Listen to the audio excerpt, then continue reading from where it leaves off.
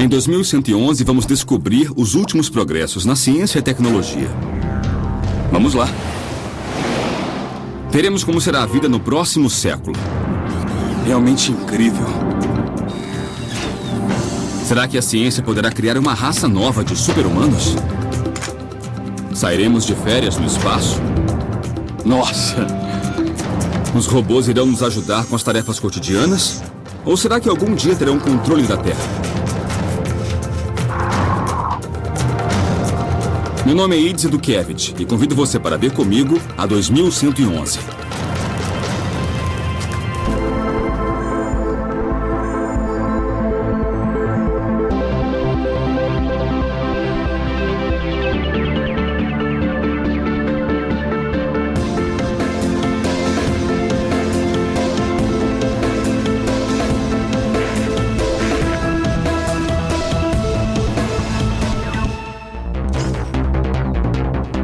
Talvez não tenhamos percebido, mas os robôs já fazem parte de nossa vida. Estão em nossos lares, fazem as tarefas cotidianas, fabricam os nossos carros e até começaram a guerrear por nós. Isso poderia ser considerado uma conspiração global, a forma como a inteligência artificial já está incorporada ao nosso mundo e como dependemos dela. Um dia os robôs evoluirão tanto a ponto de terem uma mente própria, de serem como os humanos. Chegará o dia em que eles controlarão o mundo. Nesta viagem contarei com futurólogos, especialistas que se dedicam a predizer como a tecnologia nos afetará no futuro.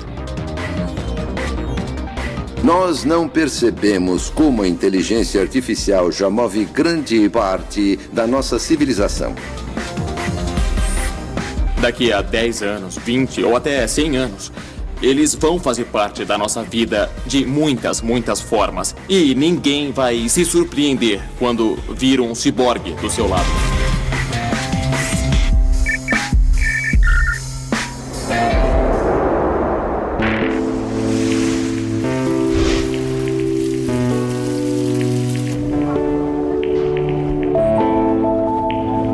Meu primeiro destino é a cidade do México, para ver uma competição na qual os humanos ainda são os melhores, o futebol. Esta é a 5ª RoboCup. Os melhores robôs do mundo se enfrentam em uma partida de futebol, um jogo que os engenheiros de robótica levam muito a sério. Cientistas acreditam que em 2050, uma equipe de robôs humanoides jogará contra o último campeão da Copa do Mundo, e os robôs irão ganhar. Um dos favoritos do ano é o Dot Max, um time de robôs de 60 centímetros que disputa o título pela 5ª vez consecutiva.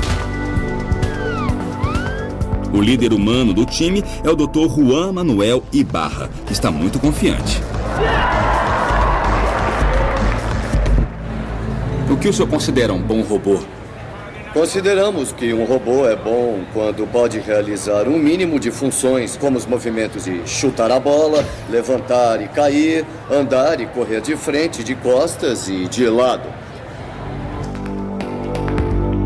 Para executar tais movimentos, básicos no futebol, os robôs jogadores contam com uma tecnologia impressionante.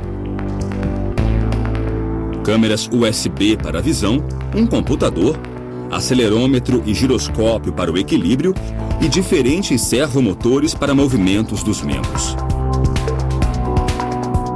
São robôs autônomos, não tem ninguém controlando. O computador que carregam é que toma as decisões. Ele deve sentir, por exemplo, o que está caindo, o equilíbrio, o equivalente ao nosso ouvido interno. E também precisa sentir as forças do solo. E o mais importante, ele precisa ver o gol, onde está a bola, seus companheiros e adversários. Um trabalho que nem o pior dos jogadores acharia difícil, mas que para um robô é um grande desafio. Para ajudar, a bola é sempre cor de laranja, o gramado é verde e as linhas brancas.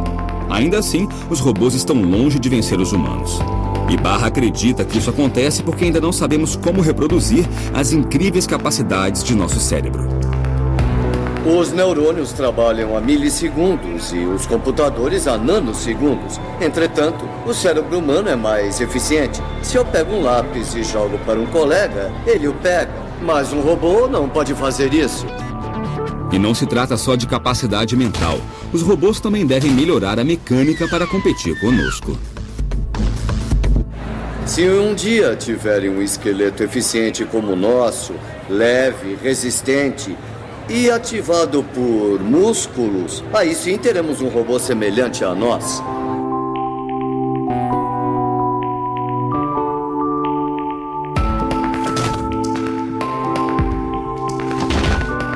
Embora os robôs sejam muito bons para cálculos, algoritmos, ajudar em fábricas, a verdade é que são péssimos em coisas que parecem simples para nós, como caminhar. O problema, a questão de locomoção é um problema extremamente complicado, não é um problema trivial. Então existem robôs que conseguem andar, mas nenhum deles consegue reproduzir a fluidez e o tipo de controle que nós conseguimos atingir, né?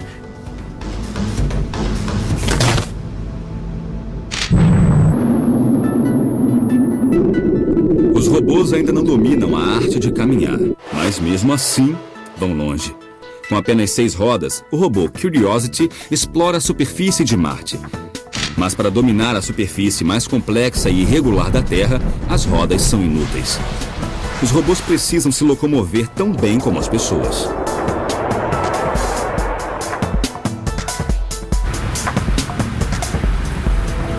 A minha viagem para investigar se algum dia os robôs irão andar ao nosso lado continua nos Estados Unidos. Eu vou ao Instituto Politécnico de Worcester, nos arredores de Boston, investigar uma possível solução do problema do caminhar. Conhecerei Eduardo Torres, um engenheiro que acredita que a solução do problema esteja em robôs mais sensíveis.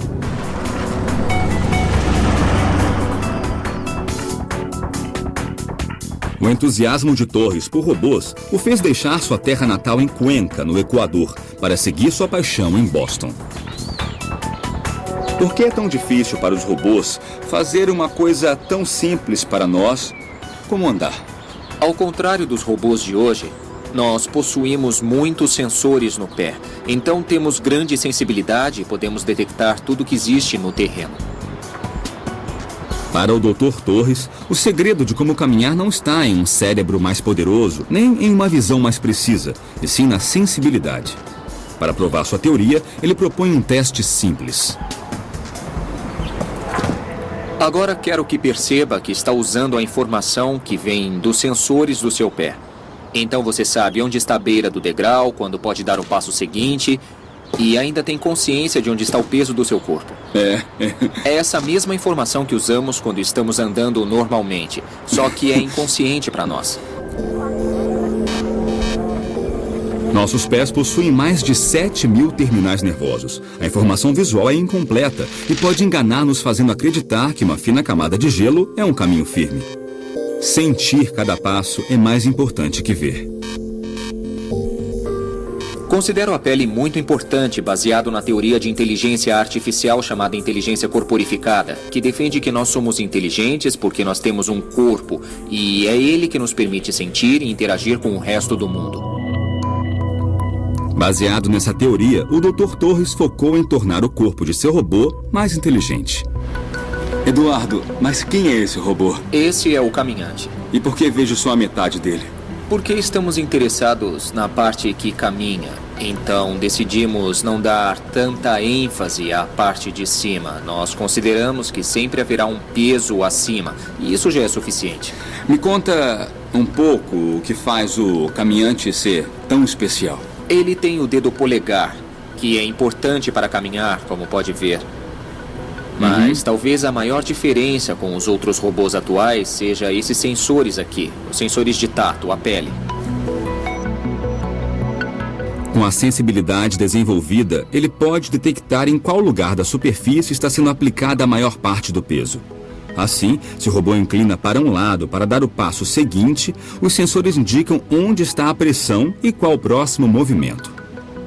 Peraí, então isso é o que basicamente torna o caminhante um robô diferente de qualquer outro que existe no mundo? Exato. É a borracha de silicone com a qual criamos a estrutura para ter o efeito das impressões digitais. Assim, podemos medir as forças normais e laterais. As normais daqui e as laterais que vêm assim. O caminhante possui 182 sensores, uma pele mais parecida com a humana e um computador capaz de processar a informação, respondendo com ordens rápidas e precisas para evitar qualquer queda. É um passo importante para a robótica. Pouco a pouco vencemos o desafio de fazer robôs andarem como todos nós. Mas caminhar não é a única habilidade para serem realmente úteis no futuro. Eles devem aprender a usar as mãos para trabalhar com a gente. Já existe um robô que faz um dos trabalhos manuais mais delicados que existe, o do cirurgião.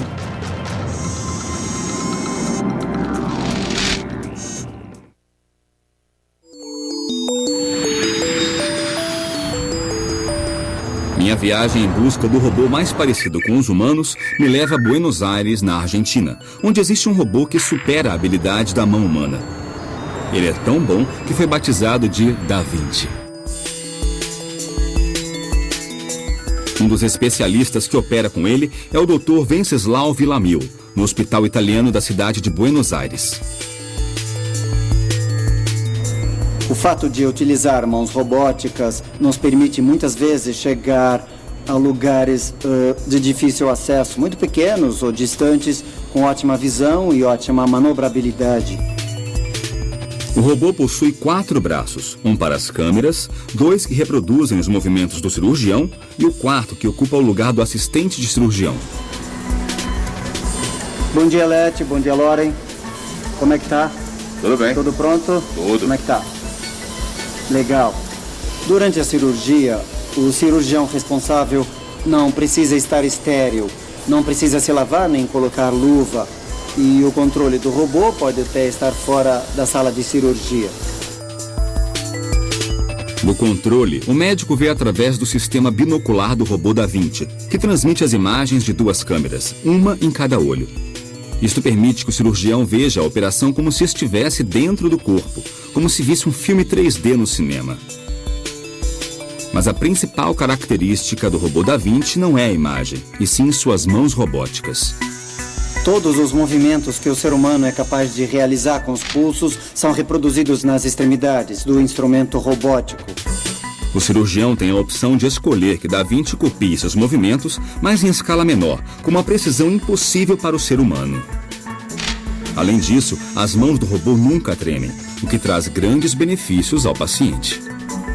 O robô faz incisões pequenas, lesiona menos tecido em volta dos órgãos que nós vamos tratar e também diminui o risco de hemorragias e de transfusões sanguíneas.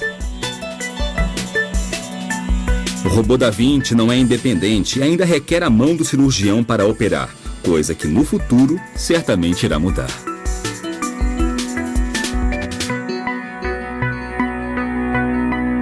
Com o tempo, programaremos os próprios robôs para que sejam independentes. Vai acontecer e será dentro dos próximos 10 ou 15 anos. Será muito rápido. Os humanos que tiverem que se submeter ao bisturi vão escolher procedimentos mais avançados executados por robôs cirurgiões em vez de humanos. Estou numa missão para descobrir invenções que ajudem nossa vida diária no futuro. Mas ainda não achei a tal máquina que resolva tudo o que eu não quero fazer. A próxima parada de minha viagem é Ithaca, nos Estados Unidos, onde um robô está aprendendo a ser um bom dono de casa. Aqui na Universidade Cornell, Yu Yang e sua equipe trabalham em Kodiak, um robô doméstico que, diante de logaritmos de aprendizagem, vai descobrindo como se virar em nossa casa. Kodiak é o primeiro robô assistente pessoal. Nós queremos um robô capaz de realizar todas as tarefas domésticas em muitos lugares diferentes. Não especificamente num escritório ou num cômodo, por isso ele deve aprender a tomar decisões sozinho. Imagine que você voltou para casa com uma sacola de compras e ele tenta te ajudar a guardar a comida na geladeira. Primeiro ele vai observar a geladeira e identificar os espaços vazios dentro dela. E então vai poder colocar as coisas. Então ele vai me pedir o objeto que, nesse caso, é uma garrafa de cerveja. E vai olhar de novo para a geladeira em busca de um espaço e uma disposição para a garrafa. Nossa vida é repleta de regras implícitas. Desde pequenos aprendemos para que serve cada coisa e o que se pode ou não fazer. E conseguir com que Kodiak entenda essas regras é um trabalho duro para Yu Yang. Ele consegue assimilar a forma e a aparência do objeto. Por exemplo, ele consegue distinguir uma taça de martini de uma garrafa. E uma caixa de leite baseado no volume e também na aparência, ou seja, na cor e textura. Nosso objetivo é fazer com que o robô tenha maior percepção do objeto. Por exemplo, como pode ser usado, porque o martini é tomado nessa taça e o que podemos beber aqui. São conceitos um pouco mais complexos de entender do que a forma ou a aparência. E esse é o nosso objetivo. Yu Yang acredita que em poucos anos robôs como Kodiak estarão em quase todas as casas, nos esperando ao fim do dia com um jantar delicioso, para que possamos aproveitar a comodidade de nossos lares. Hoje é possível ter pequenos robôs domésticos que limpam o chão enquanto você sai para trabalhar, para que quando você voltar tenha uma bela casa limpa. É claro que passar dessa etapa para ser um robô pessoal, capaz de cozinhar ou de realizar tarefas mais complexas, vai levar mais tempo, mas sem dúvida acho que irá acontecer no futuro.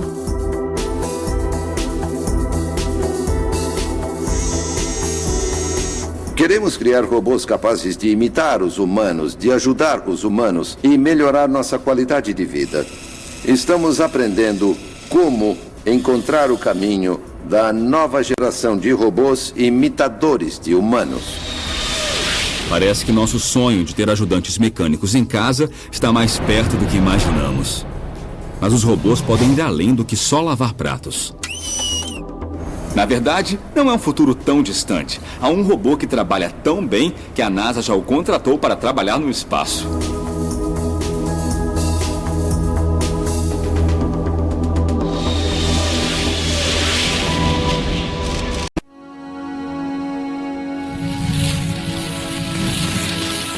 Minha investigação para saber até onde os robôs chegarão daqui a 100 anos agora decola para o espaço. A NASA desenvolveu o que chamam de robô mais ágil do mundo, o Robonauta. Esse robô humanoide desenvolvido para ajudar astronautas em tarefas de reparos e manutenção de naves não tem só a aparência de humano, mas foi projetado como tal. Com mãos e braços, esse robô é capaz de usar as mesmas ferramentas que a tripulação.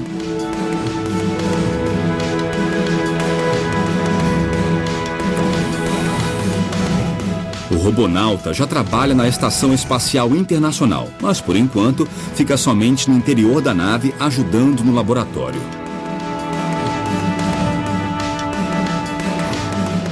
Mas a próxima versão, com recursos necessários para suportar as temperaturas extremas do espaço, poderá até mesmo reparar o exterior de naves espaciais. Em vez dos humanos viajarem ao espaço, estamos falando de um futuro espacial que não será humano. Os robôs inteligentes é que viajarão. Acho mais provável que eles partam para essas missões. De certo modo, será mais fácil enviar um robô ao espaço para uma missão de 25 anos do que um humano, porque os robôs podem ir mais longe e resistir em ambientes mais hostis. Já vimos robôs humanoides capazes de caminhar, trabalhar no espaço ou conduzir uma cirurgia cardiovascular. Mas nem todo cientista se inspira em humanos para construí-los. Alguns se inspiram no reino animal. Grandes cientistas e inventores importantes observaram animais em busca de inspiração. No século XV, Leonardo da Vinci começou a estudar o voo das aves para criar projetos de máquinas voadoras. 4 séculos depois, aplicamos os mesmos princípios para construir nosso primeiro avião.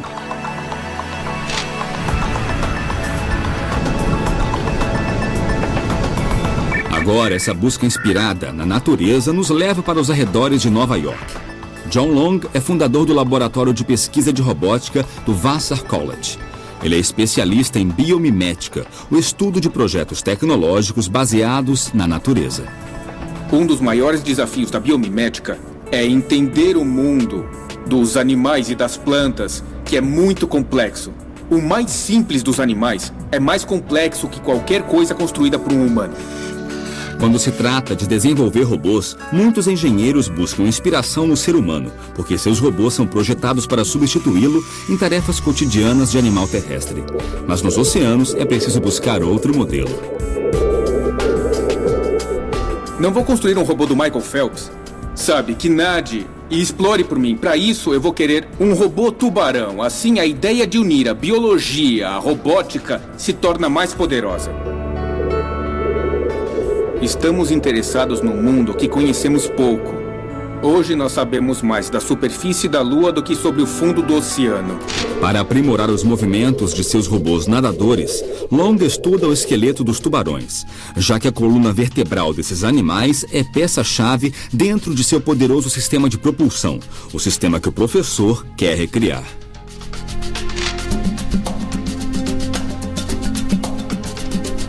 É aqui que a biomimética entra. Estudamos os tubarões na piscina, estudamos no oceano e agora precisamos saber mais sobre a biomecânica de seu esqueleto para criar as colunas vertebrais artificiais que chamamos de colunas vertebrais biomiméticas. O molde da coluna vertebral irá dizer algo muito importante sobre como esses animais nadam e nossos robôs terão novas habilidades.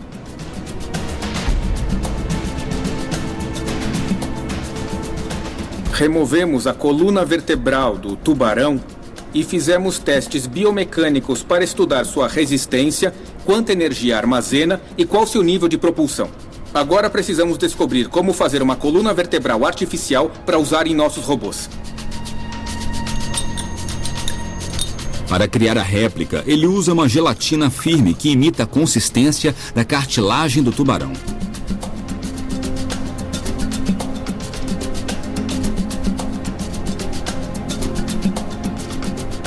E agora o robô irá testar a cauda para sabermos se ela é eficiente como sistema de propulsão.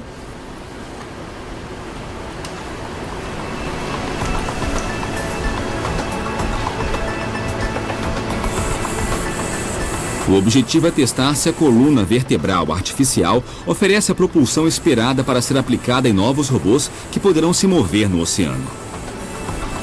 A mobilidade não é a única dificuldade a ser superada no desenvolvimento de um robô aquático eficiente. Os sistemas de posicionamento e comunicação no fundo do mar também são desafios da navegação submarina. Há muitos laboratórios em todo o mundo que buscam no meio aquático sistemas de sensores inspirados na biologia para serem incorporados a seus robôs na navegação submarina. Exemplo disso é a Festo, que se inspira na natureza para a comunicação inteligente entre robôs. Os aquapinguins são resultado de muita pesquisa. Esses pinguins biônicos são capazes de se orientar sozinhos graças a um sistema sonar 3D que, como nos golfinhos, permite que se comuniquem com o ambiente e com outros pinguins robóticos.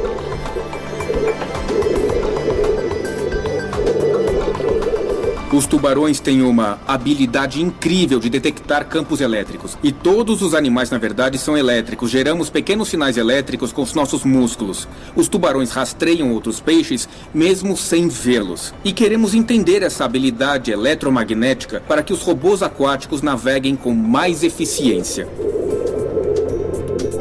O tubarão possui esse sexto sentido graças a uma rede de células eletrosensoriais que permite detectar um sinal tão fraco como a eletricidade gerada por uma contração muscular. Isso também lhe permite detectar o campo magnético terrestre e usá-lo na navegação. Os engenheiros estão muito interessados porque enxergam formas de ampliar nosso conhecimento através dos animais aquáticos. E o porquê disso? Porque eles querem novas habilidades para os humanos. Eles querem habilidades dentro da água. Muitas coisas que desconhecemos acontecem na água.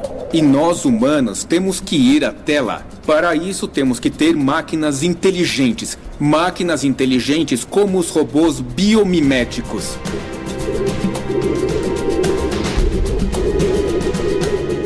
Podemos tirar inspiração da natureza. Mas tem uma coisa que nos diferencia dos animais: nossa inteligência. Coisa que ninguém tinha conseguido reproduzir até agora.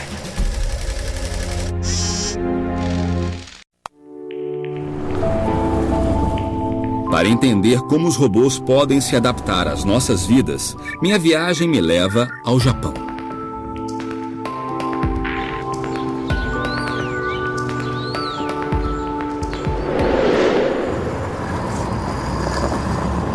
Quando pensamos em robôs, imaginamos máquinas que repetem uma tarefa automaticamente uma e outra vez sem descanso, mas que nunca raciocinam sozinhas. Isso está para mudar.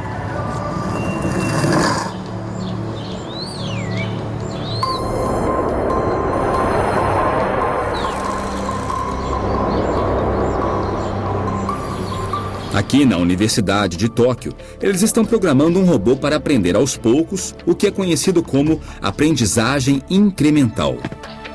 O nosso robô tem uma rede neural de padrão especial que nós chamamos de SOIN, sigla em inglês para Rede Neural Incremental Auto-Organizada, e foi projetada especialmente para a aprendizagem incremental online. E o tempo todo ele aprende coisas novas? Sim. O nosso robô pode aprender tanto da internet como do mundo real, assim como nós. Então, esses robôs que realizam tarefas domésticas precisam dessa inteligência. O robô precisa se adaptar ao mundo real por si mesmo.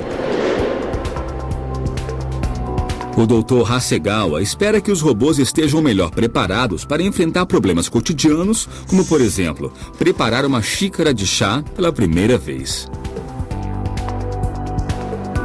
Essa é uma xícara de chá, é um tipo de xícara.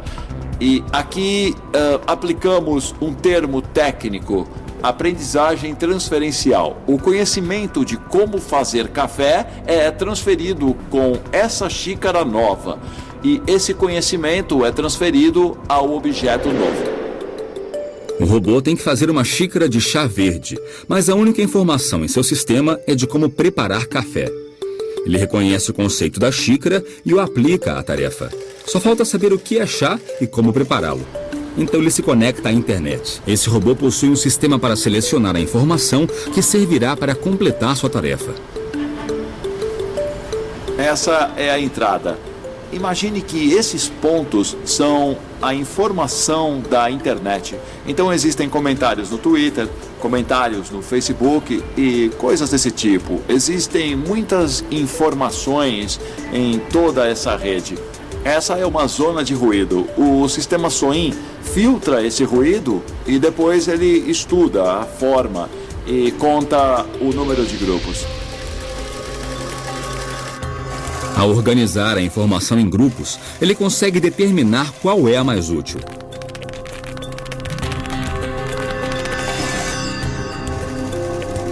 A capacidade do sistema SOIN pode melhorar a inteligência de muitas tecnologias.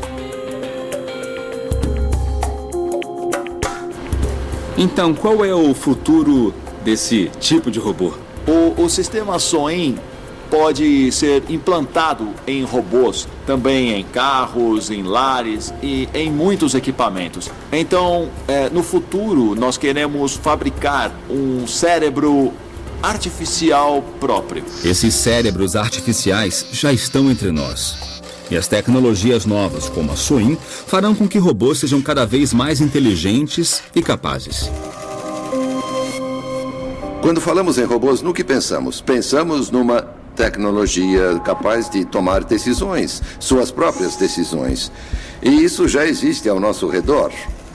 Mas no caso de robôs totalmente independentes, capazes de tomar decisões, creio que estamos bem perto disso.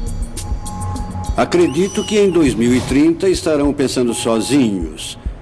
Igual ou melhor que os humanos, eles terão um raciocínio semelhante ao nosso, porém mais rápido, terão memória melhor, combinando as vantagens naturais dos computadores de hoje, memória perfeita e alta velocidade, com os aspectos criativos, sutis do pensamento humano.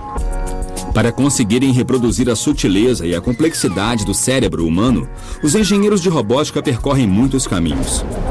Aqui no Japão, outro criador de robôs acredita que o segredo para atingir essa grande meta é começar pelos menores.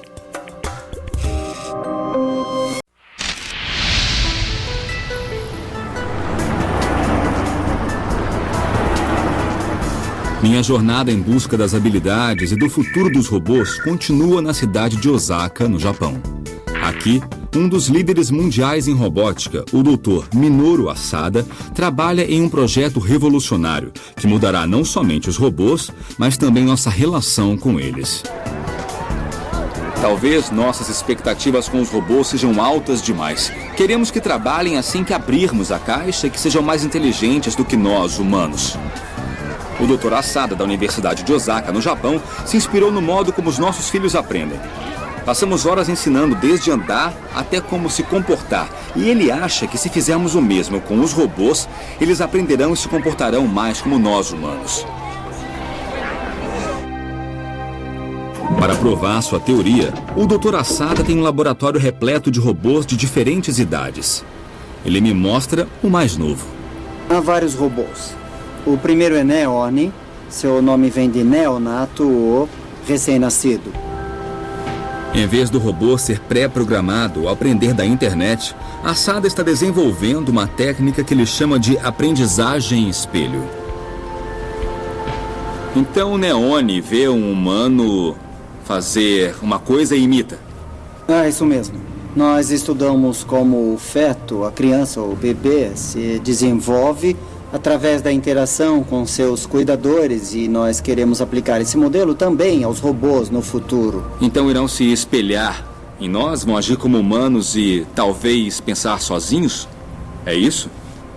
Isso mesmo, e um dos objetivos do projeto é desenvolver robôs semelhantes aos humanos como um espelho ou algo assim. É isso, entendeu? Neone pesa somente 3 quilos, tem sensores táteis, câmeras para visão, microfones para ouvir, processadores e memória que lhe permite aprender. Como recém-nascido, começa a vida sem saber engatinhar ou andar. Ele deve aprender tudo com os humanos ao seu redor, mas uma vez que aprende, nunca mais esquece. O laboratório do professor Asada reúne diferentes versões do robô Neone, e todos estão aprendendo com seus tutores humanos.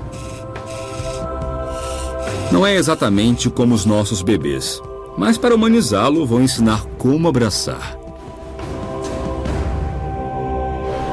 Primeiro eu vou erguer os braços dele, assim. Depois eu abro as mãos dele e abaixo os braços. Pronto. Nós podemos pedir para o Neone repetir o movimento que ele ensinou para ver se ele entendeu corretamente. Pode fazer isso para a gente? Legal! Que ótimo! E agora, o Neone vai lembrar do movimento que ensinou para sempre. Nossa, é incrível.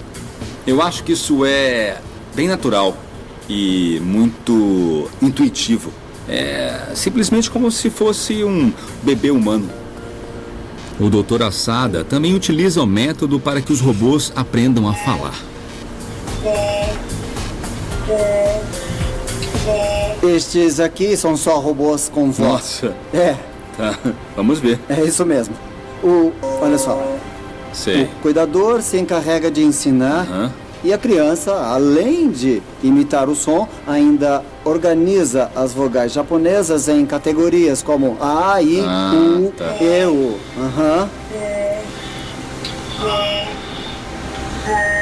Este tipo de modelo também pode ser usado para explicar como as crianças aprendem as vogais japonesas de seus cuidadores. No fim, o robô aprenderá todo o necessário para lidar com o mundo que o cerca. Claro, se tiver um cuidador com paciência para ensinar. E qual o objetivo de robôs como esses? Este processo pode ajudar as pessoas a entender quem são os robôs. E isso é importante para a transcrição dos robôs como parte da sociedade. Os humanos, a sociedade, devem se preparar para isso. Caso contrário, vai ser difícil os robôs serem aceitos pela sociedade. Então, programar robôs dessa forma irá nos ensinar um pouco mais sobre nós mesmos. Sim, eu acho que sim. Para o Dr. Asada, o futuro não envolve somente a evolução dos robôs, mas também a do ser humano. No Japão, nós acreditamos no animismo que tudo tem alma. Por exemplo, a caixa ou a mesa, absolutamente tudo. Por isso, para os japoneses é bem mais fácil aceitar os robôs como parte da sociedade. Professor, daqui a 100 anos, como imagina que os robôs serão? Nós teremos robôs. Eles serão bem humanos, mas não serão tratados como humanos, e sim como companheiros ou então parte da família. Esse é o meu desejo. A pergunta interessante é como vai ser quando houver robôs artificiais com emoções, com sensibilidade.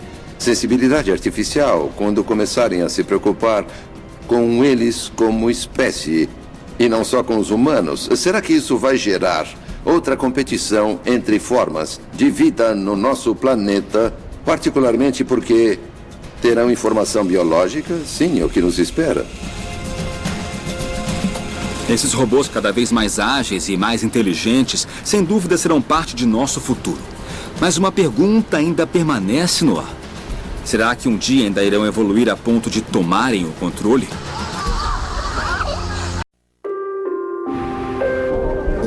Minha busca para saber até que ponto os robôs farão parte de nossas vidas me leva, por fim, à Universidade Cornell, nos Estados Unidos. Uma revolução silenciosa está acontecendo no laboratório do Dr. Lipson. Seus robôs não precisam que digamos ou ensinemos o que eles têm que fazer. Eles descobrem por si mesmos.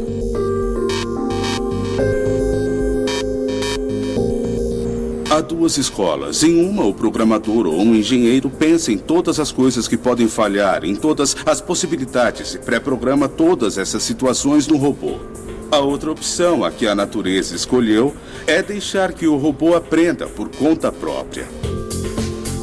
Mas os robôs não possuem nenhum código de informática que indique como se mover. Eles devem se programar sozinhos. Este aqui é um dos primeiros robôs autoprogramáveis. Este robô aprendeu a andar sozinho, mas o interessante é que ele não conhece sua aparência. O robô recebe a ordem de aprender a andar e só algumas informações para isso. Ele não sabe que tem 4 pernas, apenas que possui 8 motores e 2 sensores de localização espacial. Ele começa com movimentos ao acaso, gradualmente move seus motores de forma aleatória, começa a sentir que inclina para os lados e para frente e para trás. Através desses movimentos, ele reúne informações e formula hipóteses sobre si mesmo. Talvez seja uma serpente, uma aranha, uma árvore, e começa a descartar certas hipóteses que não condizem com a realidade. E então, depois de uns 4 dias fazendo isso, com esses movimentos aparentemente aleatórios, ele começa a formular uma autoimagem. E a partir dessa imagem, ele aprende a andar. Lipson e sua equipe exercitam o processo de aprendizagem construindo robôs que têm como campo de prova o chão do laboratório. Esse robô se chama Quadratod. A palavra Todd em inglês nos remete a toddler, que é um bebê em desenvolvimento, que não sabe nada, não sabe andar. Agora a gente vai mostrar os primeiros passos. Essa aqui é a primeira geração, como vocês veem. Está na primeira fase, começando a aprender a andar e não anda muito bem. No primeiro grupo de passos, de padrões para andar, talvez um se mova 2 centímetros e o outro 5. O que anda a 5 vai provavelmente para 7, 8 e aí depois 10 e por aí vai. Então, essa aqui é a geração 40 de algoritmo simulado. A gente vê que se move de uma forma semelhante ao andar de uma aranha ou um animal de 4 pernas.